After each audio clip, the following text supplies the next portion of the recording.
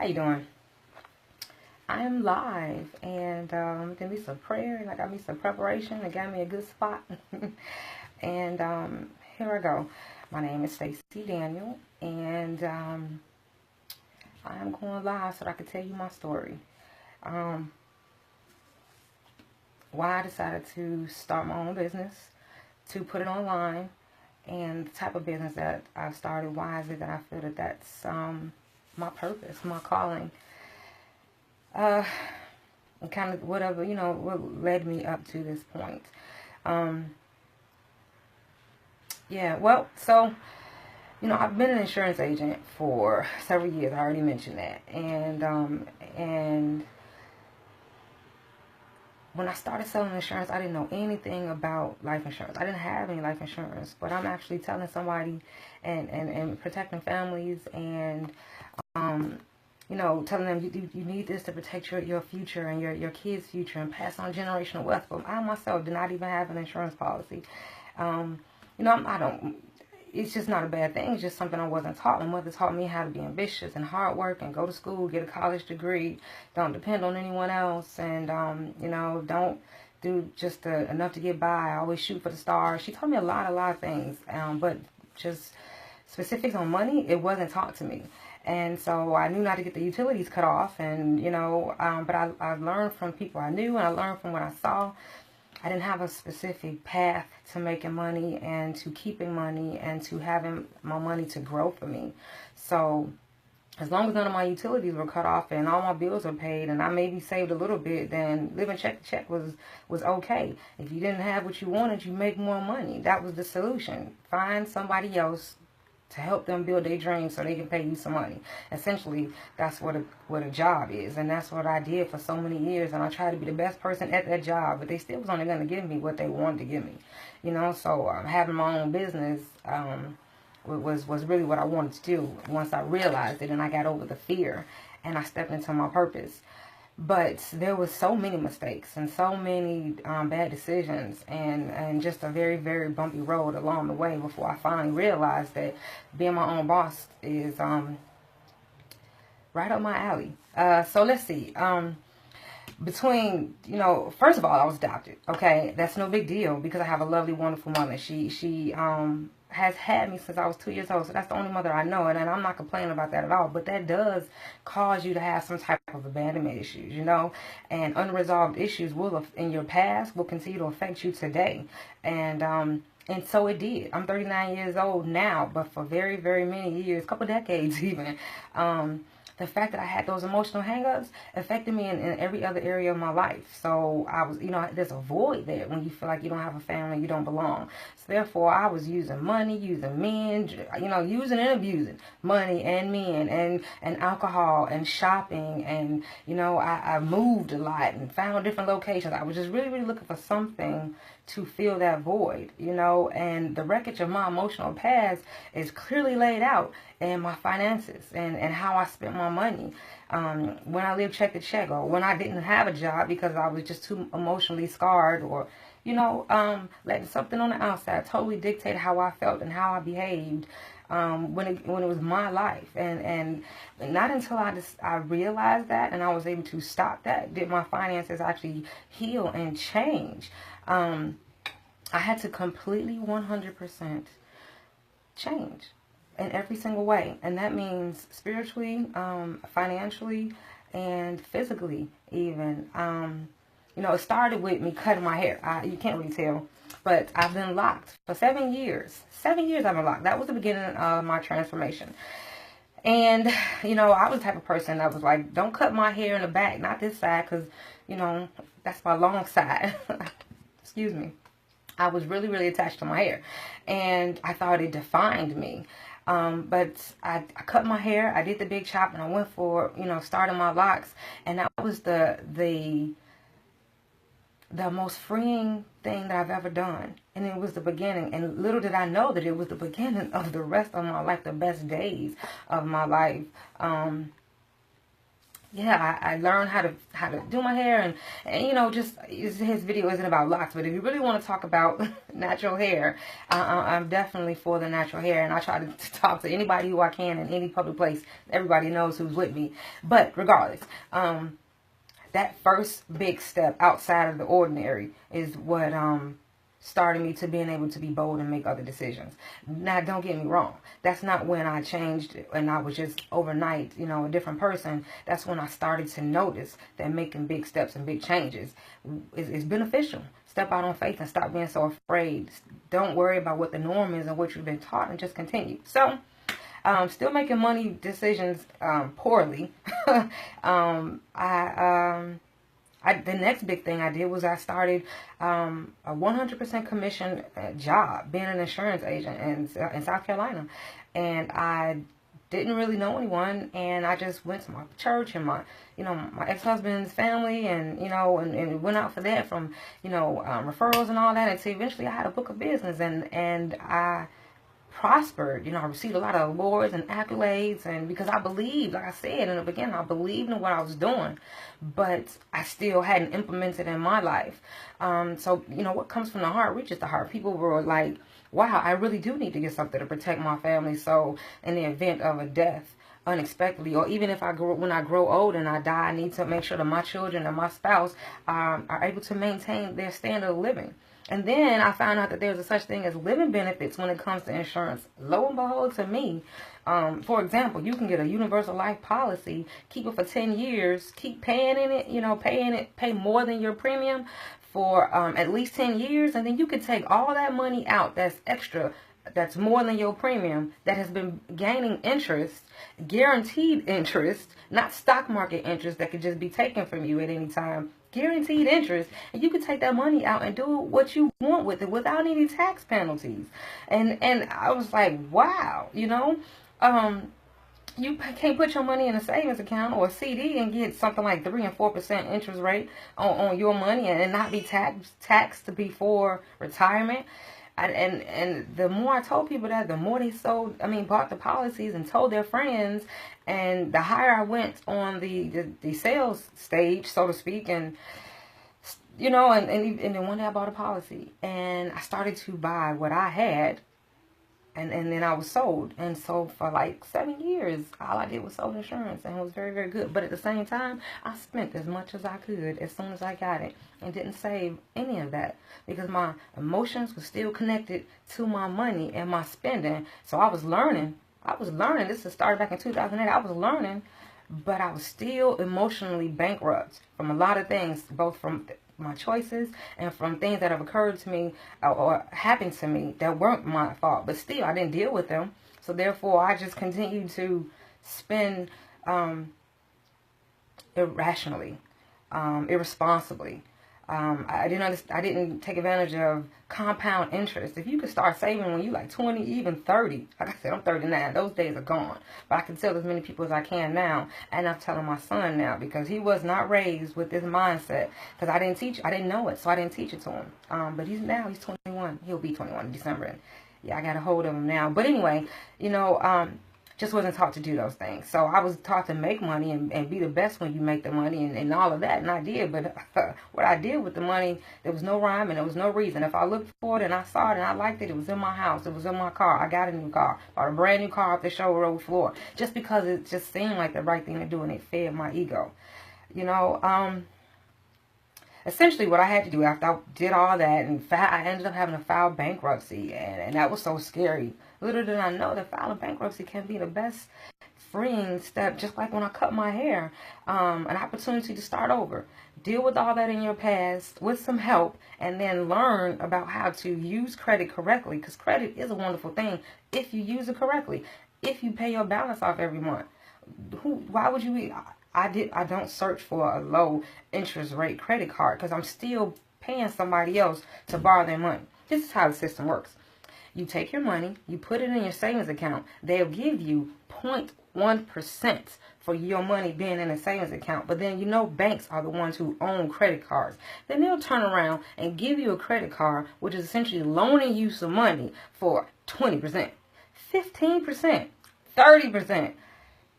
wow, that's not fair. That's not even. That's highway robbery. But we do it. I did it because I didn't know any better. Let me tell you a story. My very first credit card. I was in college, University of South Carolina University of South Carolina and Spartanburg, South Carolina. I got a new Bank of America credit card, $700 balance, and as you can see, I wear glasses. And I bought my first pair of glasses. I went to the eye place and I picked the ones that I liked, and I had the new credit card, not even one charge on it, and I had the cash or debit card, I don't recall. And I asked the lady behind the desk, should I use my card or should I use my cash? She said, I don't know. That was the beginning of the road to poor choices in my finances. I used, of course, the card, and I spent, of course, the money.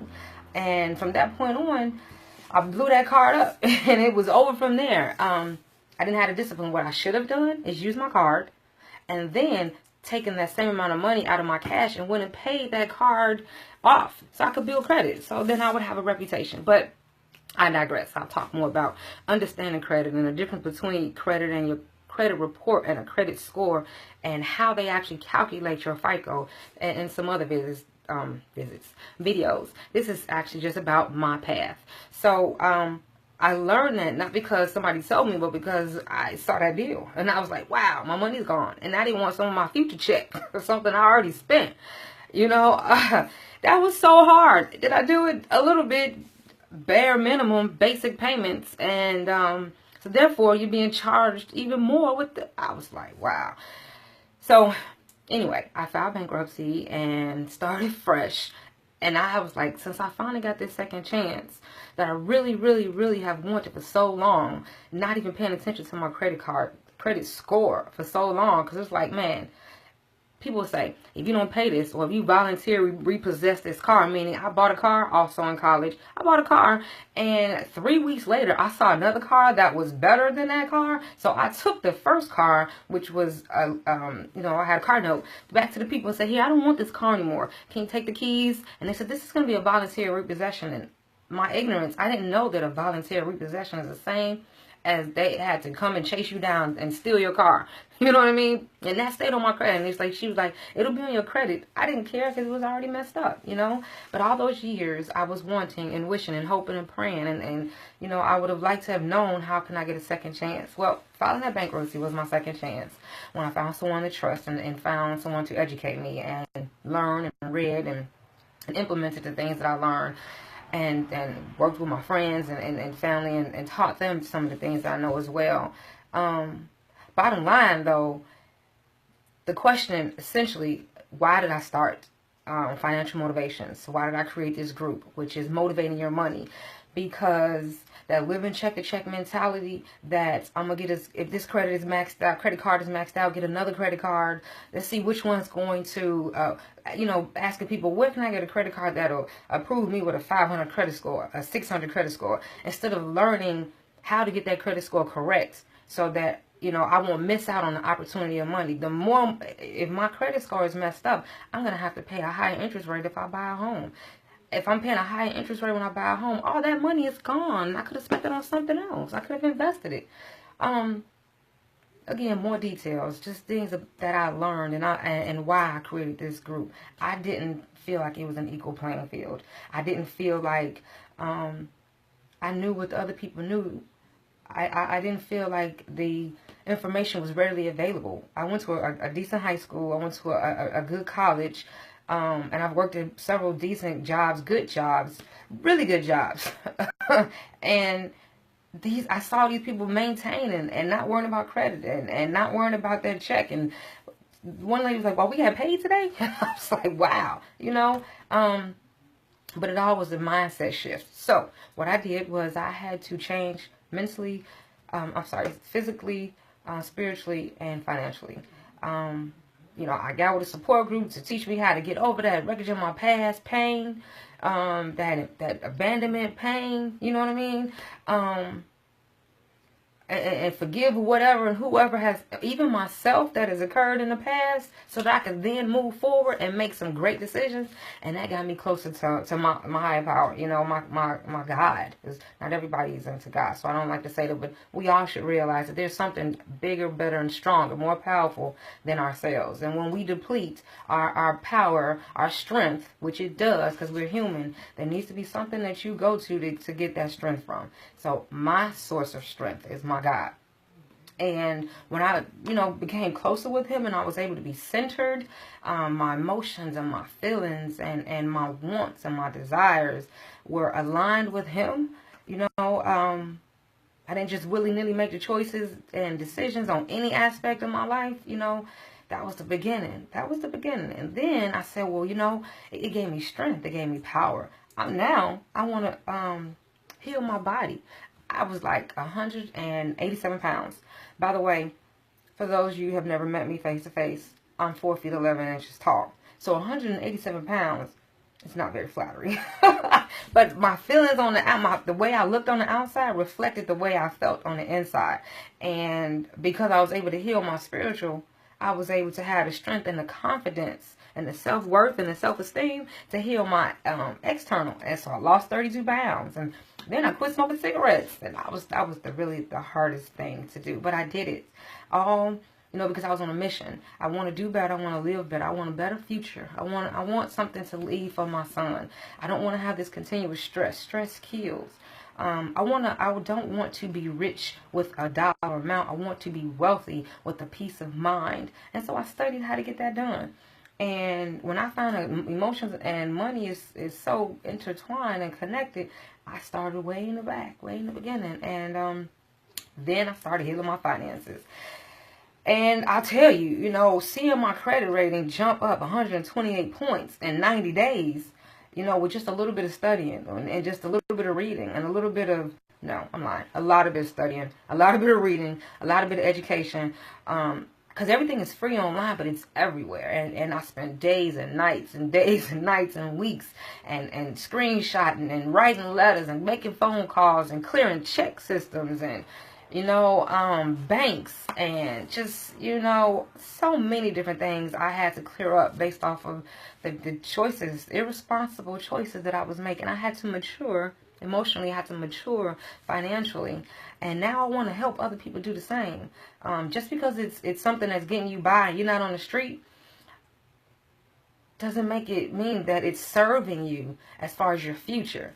You know, I wanted to make sure that when I retired, I could maintain my standard of living. I don't want to live off of Social Security. I want to travel more, and I, you know, I want to own my own property. How am I going to own my own property if my credit score isn't better? How am I going to clear my credit score or repair my credit score if I don't know how? I can pay a repair agency, but then when you fix it, when they fix it, if you don't change your choices and your money spending and heal your emotions, then it's going to be back right where it is again. And then you have to pay them again. And I didn't want that. You know, it was embarrassing. It was embarrassing when someone said, well, you can get this, what your credit like? Well, that's okay. I guess I won't be getting that. I want people not to have that embarrassing feeling. Why do I care about other people's money? It's actually because I feel like this is my purpose, and I would like other people to start walking into their purpose or even start searching for their purpose. Excuse me. Our finances really are our biggest stressors. And if we can clear our stressors, which, like I said, finances is number one. So if I can teach people what I can and what I know and continue to learn, so they can heal, so they can eradicate or relieve or alleviate their financial stress, then maybe they can start to realize what their spiritual gifts are. Maybe they can start to realize what they're really good at. And then start maybe working towards that, you know. I'm good at the gift of gab. In 8th grade, I received an award for gift of gab, and I was quite perturbed. I was upset because my friends got most likely to succeed, cutest couple, best dressed, and I got gift of gab, and I didn't realize how powerful that gift was until I started working for myself. Gift of gab means that I very quickly, early on in my interactions with most people, I make them feel comfortable, and I'm able to transfer the positive energy and that sunshine that I have to other people. So why not use that gift for something positive, which is helping people heal their finances and realize the connection between your money habits and emotions that you might have, and don't even realize that they're still affecting you. My emotions were so bad it was affecting me, like I said, with men and drinking and food and money. I'm sure somebody out there can relate. So I had to heal it all. So there we go. I consider myself a lifesaver, and I'm also saving people's futures, or protecting people's futures. Because with the insurance license, you know, like I said, I want to educate people, continue to educate people in the state of Illinois now that I'm in the state of Illinois, about the different benefits of using life insurance right now, not when you die, you know, using it in the right way, to, if, like I said, if you put the money in there and 10 years later, you can down payment on a home, pay for your child's college. You could, you know, use it as a source of retirement income. So many different things, but I wasn't taught, and most of my close-knit friends weren't taught either, because they weren't doing it. So there we go.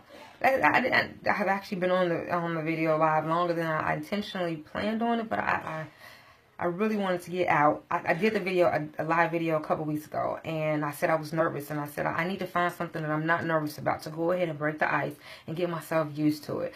And that's me, and that's getting honest, and that's being brave. If I believe in what it is that I'm doing, and I needed to have the courage to tell everybody my path, how did I get here, why am I so passionate about it, and what my intentions are. And that is to spread the words to as many people as possible, to relieve your financial stress so you can start walking in your purpose, because it's so much joy. It's so much joy to have that burden lifted and then help others. Use what I was given to help others. And that's all I have, guys. Thank you so very much for being a part of my video, being a part of my group. If you're not a part of my group, please join the group.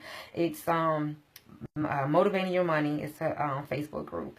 And that's it. You have a wonderful day, a wonderful evening. I love you guys. Bye.